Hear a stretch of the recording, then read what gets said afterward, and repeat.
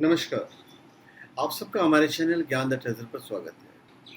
इस वीडियो में हम आपको बताएंगे कि भगवान शिव को श्रावण माह से सबसे प्रिय क्यों है। श्रावण माह में इनकी पूजा क्यों की जाती है। लोग सोमवार वगैरह भी करते हैं, बड़े धूमधाम से करते हैं। देखिए, जहाँ एक और भक्त श्रावण में कांवर लेके भी चलते हैं, भोले बाबा पे जल चढ़ाते हैं, वहाँ कई लोग इस माह को रुद्राभिषेक और शिव के कई तरह की साधनाओं के लिए सबसे उपयुक्त मानते हैं।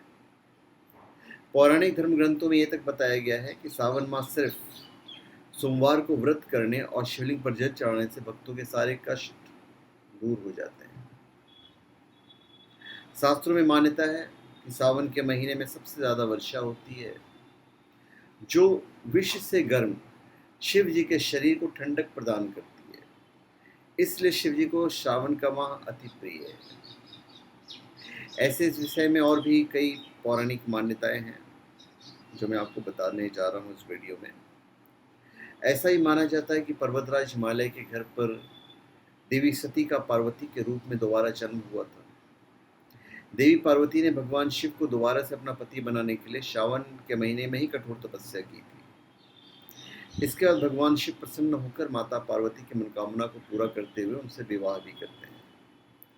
श्रावण के महीने में ही भगवान भोले शंकर ने देवी पार्वती को पत्नी माना था, इसलिए भगवान शिव को श्रावण का महीना बहुत प्रिय है। और सभी देवी देवताओं में भगवान शिव की पूजा विधि सबसे आसान मानी जाती है।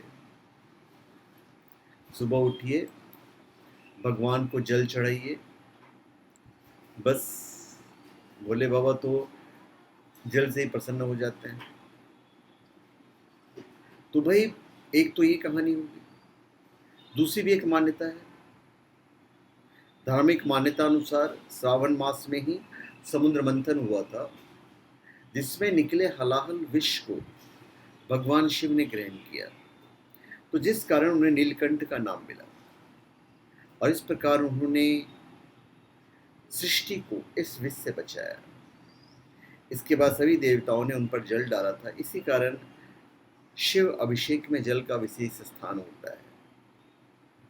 दूसरा, वर्षा ऋतु में चौमासा में भगवान विष्णु योग निद्रा में चले जाते हैं और इस वक्त पूरी सृष्टि भगवान शिव के अधीन हो जाती है।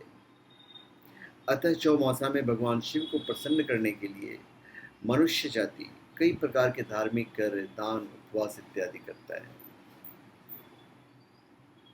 तो मेरे ख्याल से अब आपको समझ में आ ही गया होगा कि पूरे देश में श्रावण के महीने को एक त्यौहार की तरह क्यों मनाया जाता है, क्यों इस परंपरा को लोग सदियों से निभाते चले आ रहे हैं, क्यों भगवान शिव की पूजा इस महीने में सबसे उत्तम माना गया है।